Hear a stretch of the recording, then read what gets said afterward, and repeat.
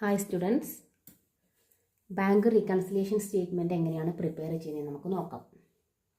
അപ്പോൾ ഇത് പ്രിപ്പയർ ചെയ്യേണ്ട ആവശ്യം എന്താണെന്ന് പറഞ്ഞാൽ ബിസിനസ്മാൻ്റെ ബാങ്ക് ബാലൻസും ക്യാഷ് ബുക്ക് ബാലൻസ് പാസ്ബുക്ക് ബാലൻസിലും ഡിഫറൻസ് വരുവാണെങ്കിൽ ആ ഡിഫറൻസിനുള്ള കാരണം എന്താണെന്ന് വ്യക്തമാക്കുന്നതാണ് bank reconciliation statement showing the causes of difference in cash book and passbook. Passbook ചെയ്യുന്നത് ബാങ്കിൽ നിന്നും ക്യാഷ് ബുക്ക് ചെയ്യുന്നത് ബിസിനസ്മാൻ അവരുടേതായ ബിസിനസ്മാൻ പ്രിപ്പയർ ചെയ്യുന്നതും ആയിരിക്കും. അപ്പോൾ അങ്ങനെ വരുമ്പോൾ അത് ക്ലിയർ ആക്കാൻ വേണ്ടിയിട്ടാണ് ഇത് ചെയ്യുന്നത്. അപ്പം ബാങ്ക് റീകൺസിലിയേഷൻ സ്റ്റേറ്റ്മെൻറ്റ് ചെയ്യുന്ന ഫോം എങ്ങനെയാണെന്ന് പറഞ്ഞാൽ bank reconciliation statement as on ഒരു സ്പെസിഫൈഡ് ഡേറ്റ് പറഞ്ഞിരിക്കും. ഒരു പാർട്ടിക്കുലർ ഡേറ്റിനാണ് ബാങ്ക് റീകൺസിലിയേഷൻ സ്റ്റേറ്റ്മെൻറ്റ് പ്രിപ്പയർ ചെയ്യുന്നത്. ഇവിടെ 31 മാർച്ച് 2022 തന്നിട്ടുള്ളത് ഇവിടെ തന്നതുകൊണ്ട്. പിന്നെ പാർട്ടിക്കുലേഴ്സ് കോളം ഉണ്ടായിരിക്കും. എമൗണ്ട് കോളം 2 വെക്കാം. ഒരു എമൗണ്ട് കോളം മതി. പക്ഷെ നമുക്ക് ആഡ് ചെയ്യാനുള്ള ഐറ്റം കുറച്ച് കൂടുതലുണ്ടെങ്കിൽ അല്ലെങ്കിൽ മൈനസ് ചെയ്യാനുള്ള ഐറ്റം കുറച്ച് കൂടുതലുണ്ടെങ്കിൽ അത് ഒരുമിച്ചിട്ട് ഇവിടെ ഇട്ടിട്ട് അതിൻ്റെ നെറ്റ് എമൗണ്ട് മാത്രം പുറമേ ഇടാൻ വേണ്ടിയിട്ട് 2 കോളം ഇട്ടിട്ടുള്ളത്. അപ്പോൾ നമുക്ക് ആദ്യം നോക്കാം. On 31 March 2022 bank statement of A merchant shows A credit balance of 33,750. Bank statement means bank passbook. അതിൽ ക്രെഡിറ്റ് ബാലൻസ് ആയിട്ട് 33,750 ഉണ്ട്. whereas cash book showed a debit balance of 55,000. Cash ബുക്കിൽ 55,000 ഉണ്ടായിരുന്നു. രണ്ടും ബാങ്ക് ട്രാൻസാക്ഷനാണ് വരുന്നത്. The difference were because of the following. അപ്പോൾ ഇതിൽ രണ്ടിലും ഡിഫറൻസ് കാണുന്നുണ്ട്. ക്രെഡിറ്റ് ബാലൻസ് 33,750 ഡെബിറ്റ് ബാലൻസ് 55,000 ഉള്ള. അപ്പോൾ ഡിഫറൻസിനുള്ള കാരണങ്ങൾ ഈ താഴെ തന്നിട്ടുള്ളതാണ്. പാസ്ബുക്കിന് സാധാരണയായിട്ട് ക്രെഡിറ്റ് ബാലൻസ് ആയിരിക്കും സാധാരണയായിട്ട് ക്രെഡിറ്റ് ബാലൻസ് ആയിരിക്കും ഉണ്ടായിരിക്കാമെന്ന് പറയാൻ കാരണം ബാങ്കിൽ അല്ലെങ്കിൽ അക്കൗണ്ടിൽ പൈസ ഉണ്ടെങ്കിൽ ക്രെഡിറ്റ് ബാലൻസ് ആയിരിക്കും. ലോൺ ആണെങ്കിൽ മാത്രമേ ഓവർ ഡ്രാഫ്റ്റ് ആവുള്ളൂ. അപ്പം ഡെപ്പോസിറ്റ് എമൗണ്ട് ഉണ്ടെങ്കിൽ ക്രെഡിറ്റ് ബാലൻസ് ആയിരിക്കും പാസ്ബുക്കിന് ബാങ്ക് സ്റ്റേറ്റ്മെൻറ്റിന്. അതേസമയം ക്യാഷ് ബുക്കിൽ കയ്യിൽ ക്യാഷ് ഉണ്ടെങ്കിൽ ഡെബിറ്റ് ബാലൻസ് ആയിരിക്കും. അപ്പോൾ അത് മനസ്സിലാക്കിയിട്ട് വേണം പ്രോബ്ലം ചെയ്യാൻ. അപ്പോൾ ഇതിലുള്ള ഒരു ബാലൻസ് വെച്ചിട്ട് നമ്മൾ ഇവിടെ തുടങ്ങിക്കഴിഞ്ഞാൽ ഇതൊക്കെ അഡ്ജസ്റ്റ് ചെയ്ത് വരുമ്പം അടുത്ത ബാലൻസ് ആയിരിക്കണം കിട്ടേണ്ടത്. അങ്ങനെയാണ് ബാങ്ക് റീകൺസിലിയേഷൻ സ്റ്റേറ്റ്മെൻറ്റ് ചെയ്യുന്നത്. അപ്പോൾ നമുക്കിപ്പോൾ ആദ്യം ബാങ്ക് ബാലൻസ് വെച്ചിട്ട് ചെയ്യാം. Bank balance as per bank statement അല്ലെങ്കിൽ പാസ്ബുക്ക് എന്ന് പറഞ്ഞിട്ട് ഇവിടെ എഴുതുക. Bank balance as per passbook 33,750. ഈ 33,750 ഇവിടെ കാണിച്ചിട്ടുണ്ട്. ഇനി നമ്മൾ ഇത് വെച്ചതിന് ശേഷം നമ്മൾ നെക്സ്റ്റ് ഓരോ അഡ്ജസ്റ്റ്മെൻറ്റ് തന്നത് എന്തൊക്കെ ചേഞ്ചസ് ആണ് ഇവിടെ വന്നിട്ടുള്ളതെന്നാണ് നോക്കേണ്ടത്. First cheque and draft send to the bank but not collected and credited amount to ₹7,900 and 3 checks drawn for ₹3,000, 1,500 and 2,000 respectively were not presented for payment till 30th April 2022. അപ്പോൾ 2022 April 30 വരെ ഇതെനിയും present ചെയ്തിട്ടില്ല എന്നാണ് പറഞ്ഞത്. അപ്പോൾ നമുക്ക് ആദ്യം ഈ 7,500 വരെ നോക്കാം. അതായത് cheque and draft send to the bank but not collected and credited amount to 7,900. അത് നമുക്ക് നോക്കാം. അതുവരെ അത് ഏപ്രിൽ 30th വരെ ക്ലിയർ ആയിട്ടില്ല എന്നാണ് പറഞ്ഞത്. അപ്പം ബാങ്കിലേക്ക് സെൻഡ് ചെയ്തിട്ടുണ്ട് ചെക്കും ഡ്രാഫ്റ്റും.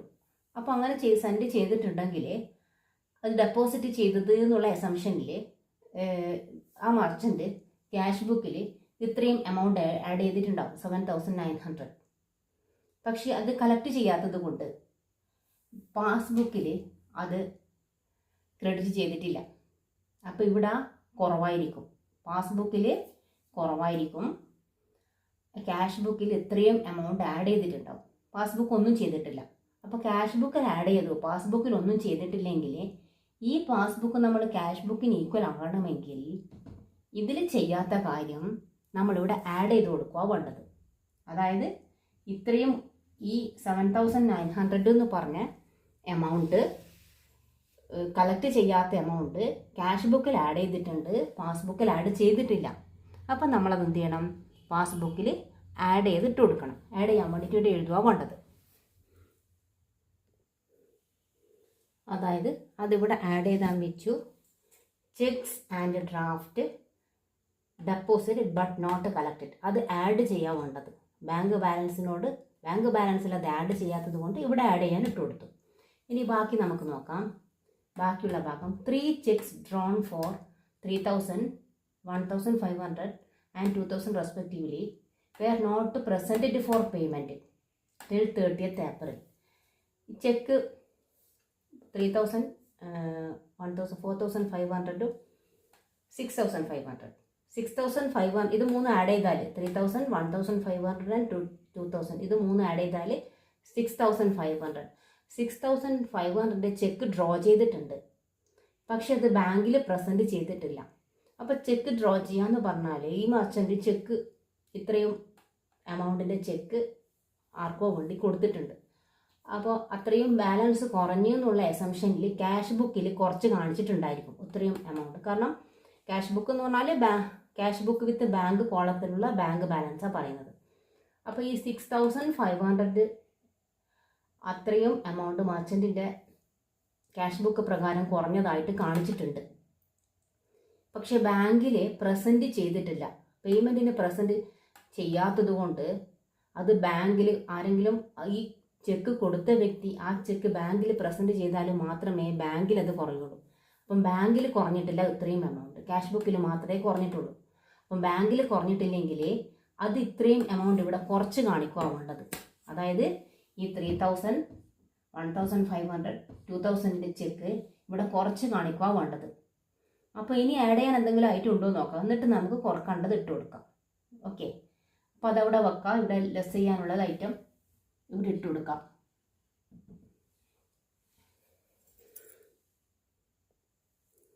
അപ്പോൾ അതവിടെ വെച്ചിട്ട് നമുക്ക് അടുത്ത ഇതിലേക്ക് നോക്കാം, ആഡ് ചെയ്യാൻ വേറെ ഉണ്ടോ നോക്കാം. Bank has paid bill payable amounting to ₹10,000 but it has not been entered in the cash book. Bank bill payable 10,000 bill payable കൊടുത്തിട്ടുണ്ട്, പക്ഷേ it has not been entered in the cash book. Cash ബുക്കിൽ അത് enter ചെയ്തിട്ടില്ല. അപ്പോൾ ഇവിടെ bank ഇത്രയും എമൗണ്ടിൻ്റെ bill കൊടുത്തിട്ടുണ്ടെങ്കിൽ ബാങ്ക് ബാലൻസ് കുറഞ്ഞിട്ടുണ്ടായിരിക്കും. പക്ഷേ ക്യാഷ് ബുക്കിൽ അത് കുറച്ച് കാണിച്ചിട്ടില്ല. അപ്പോൾ ക്യാഷ് ബുക്കിൽ അത് കുറയാണ്ട് തന്നെ ഉള്ളത് കൊണ്ട് ഇവിടെ കുറഞ്ഞ കാര്യം നമ്മളിവിടെ ആഡ് ചെയ്തിട്ട് കൊടുക്കണം. അതായത് ഇവിടെ കുറഞ്ഞിട്ടുണ്ട്, നമ്മൾ ഈ ബാങ്കിൽ കുറഞ്ഞിട്ടുണ്ട്, ക്യാഷ് ബുക്കിൽ ഒന്നും ചെയ്തിട്ടില്ല. അപ്പോൾ ക്യാഷ് ബുക്കിനെ നമ്മൾ ഈക്വൽ ആക്കുന്നത് കൊണ്ട് ഈ 10,000 മൈനസ് ചെയ്തത് വീണ്ടും നമ്മളത് ഇവിടെ ആഡ് ചെയ്ത് കൊടുക്കണം. എങ്കിൽ മാത്രമേ ക്യാഷ് ബുക്കിന് ഈക്വൽ ആവുള്ളൂ.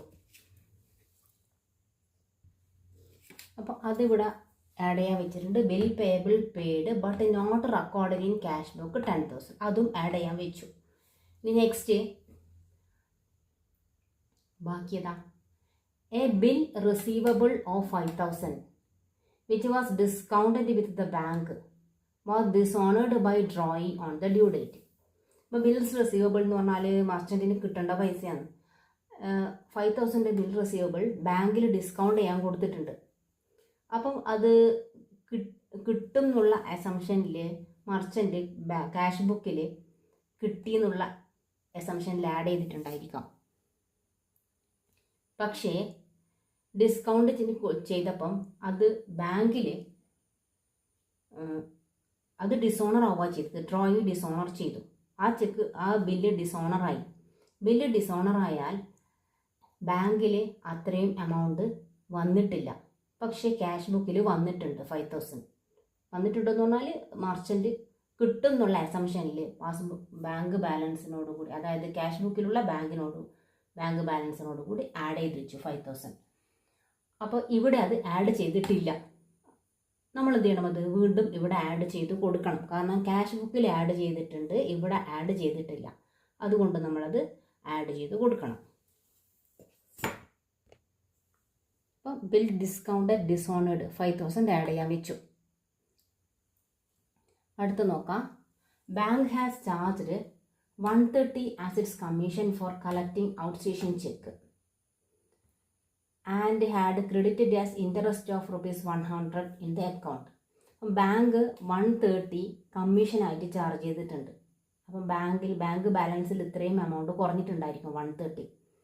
And credited as interest of 1000 in the account.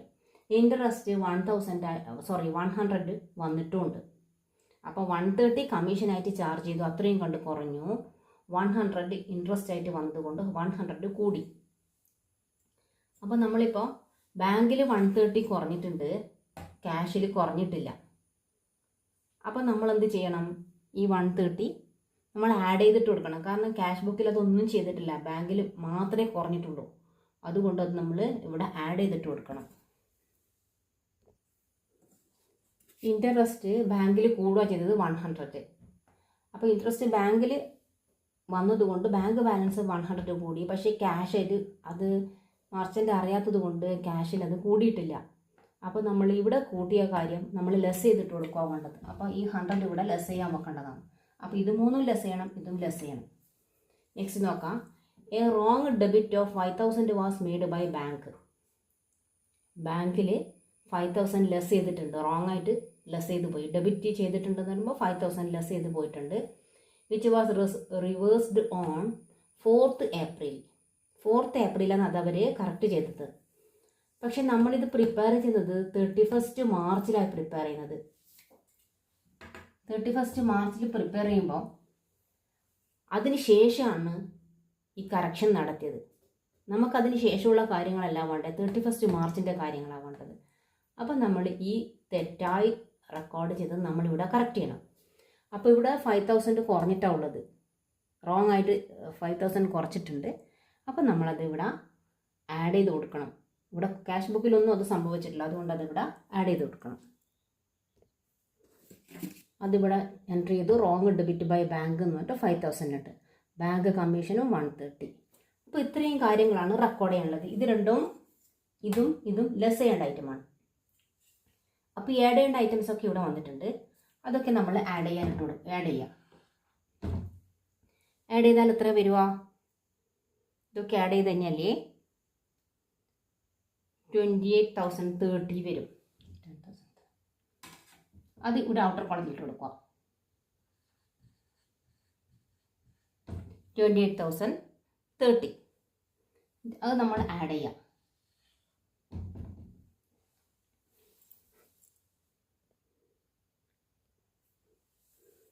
അപ്പോൾ ഇതിനോട് ഈ 33,750യോട് 28,030 ഇതൊക്കെ ആഡ് ചെയ്താൽ 28,030 വരുമോ? അത് ആഡ് ചെയ്ത് കഴിഞ്ഞാൽ, കാരണം ഇതിവിടെ ആഡ് ചെയ്യാൻ വെച്ചതാണ്, 61,780 കിട്ടും. ഇനി 61,780 ഇവിടെ ലെസ് ചെയ്യുന്ന 2 ഐറ്റം പറഞ്ഞിട്ടുള്ളൂ, ഒന്നിതും. അപ്പോൾ ഈ ലെസ് ചെയ്യേണ്ട ഐറ്റം ഏതാ? 3 ചെക്സ് ഡ്രോൺ ഫോർ 3,000, 1,500, 2,000. ഇത് ആഡ് ചെയ്ത് കഴിഞ്ഞാൽ 6,500 കിട്ടും. 6,500 ചെക്ക് പേയ്മെൻറ്റിന് പ്രസൻറ്റ് ചെയ്തിട്ടില്ല. അപ്പോൾ അതവിടെ ലെസ് ചെയ്യേണ്ടതാണെന്ന് പറഞ്ഞു. അപ്പോൾ നമ്മളിവിടെ ലെസ് ചെയ്യാൻ ഇട്ട് കൊടുക്കണം. അപ്പോൾ അതവിടെ ഇട്ടു. Less cheque issued but not presented for payment എന്ന് പറഞ്ഞിട്ട് 6,500 ഇട്ട് കൊടുത്തു. ഇനി ഇവിടെ അണ്ടർലൈൻ ചെയ്തിട്ടുണ്ട് മൈനസ് ചെയ്യേണ്ട ഐറ്റം. ഇൻട്രസ്റ്റ് ക്രെഡിറ്റ് ചെയ്തതുണ്ട്, അതും ഇവിടെ ലെസ് ചെയ്യാൻ വേണ്ടത്. അതായത് ഇൻട്രസ്റ്റ് ക്രെഡിറ്റ് ചെയ്തത്. Interest credited by bank but not entered in cash book 100. അപ്പോൾ ഇതുമാണ് ലെസ് ചെയ്യാനുള്ള ഐറ്റം. അപ്പോൾ ഈ ലെസ് ചെയ്യാനുള്ള 2 ഐറ്റം കൂടി ആഡ് ചെയ്തിട്ട് ഔട്ടർ കോളത്തിൽ ഇടുക 6,600. എന്നിട്ട് ഇതിൽ നിന്ന് ഇത് മൈനസ് ചെയ്യുക. അപ്പോൾ ഇത് ആഡ് ചെയ്തു, 6,600 കിട്ടി. അപ്പോൾ ഇതിൽ നിന്ന് ഇത് ലെസ് ചെയ്താൽ 55,180. അപ്പോൾ ഇവിടെ 55,180 ആണ്. ഞാൻ ആദ്യം 55,000 ഒന്ന് പറഞ്ഞു പോയിട്ടുണ്ട്. ഇവിടെ 55,180 ആണ്. അപ്പോൾ ഇതിന് കണക്കായ ബാലൻസ് തന്നെ ഇവിടെ കിട്ടിയിട്ടുണ്ട്. ഓക്കെ, അതായത് ബാങ്ക് ബാലൻസ് വെച്ചിട്ട് ചെയ്തു 33,750. ഈ അഡ്ജസ്റ്റ്മെൻറ്റൊക്കെ നടത്തിയതിന് ശേഷം കിട്ടിയ ബാലൻസ് ഇതിന് ഈക്വൽ ആയിരിക്കണം. അപ്പോൾ ഇവിടെ നമ്മൾ ഏത് ബാലൻസ് വെച്ചിട്ടാണോ ചെയ്യുന്നതെന്ന് ആദ്യം നോക്കുക. പാസ്ബുക്ക് ബാലൻസ് വെച്ചിട്ടാണ് ചെയ്തതെങ്കിൽ പാസ്ബുക്കിൽ മാത്രം ആഡ് ചെയ്തു, ക്യാഷ് ബുക്കിൽ ആഡ് ചെയ്തിട്ടില്ലെങ്കിൽ നമ്മൾ അത് ലെസ് ചെയ്യാൻ വേണ്ടത്. ഇത് സോൾവ് ചെയ്യുമ്പോൾ അല്ലെങ്കിൽ സ്റ്റേറ്റ്മെൻറ്റ് ചെയ്യുമ്പം പാസ്ബുക്കിൽ മാത്രം ആഡ് ചെയ്യുന്ന കാര്യം ലെസ് ചെയ്യാൻ ഇട്ട് കൊടുക്കുക. പാസ്ബുക്കിൽ ലെസ് ചെയ്ത കാര്യം ആഡ് ചെയ്യാൻ ഇട്ട് കൊടുക്കുക. അത് ഏത് ബാലൻസ് വെച്ചിട്ടാണോ ചെയ്യുന്നത് അതിന് ഈ ഐറ്റം, ഈ ട്രാൻസാക്ഷൻ ഏത് തരത്തിലാണോ ബാധിക്കുന്നത് അതനുസരിച്ചിട്ട് വേണം. ആഡ് ചെയ്തതാണെങ്കിൽ ലെസ് ചെയ്യാം, ലെസ് ചെയ്തതാണെങ്കിൽ ആഡ് ചെയ്യാം. അങ്ങനെയാണ് ബാങ്ക് റീകൺസിലിയേഷൻ സ്റ്റേറ്റ്മെൻറ്റ് ചെയ്യുന്നത്. അപ്പോൾ ഇതിൻ്റെ നേർക്ക് balance as per cash book എന്ന് എഴുതുക. ഇതാണ് ബാങ്ക് റീകൺസിലിയേഷൻ സ്റ്റേറ്റ്മെൻറ്റ്.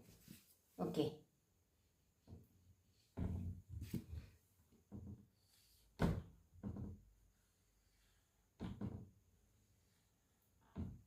മനസ്സിലായിട്ടുണ്ടാവുമെന്ന് വിചാരിക്കുന്നു.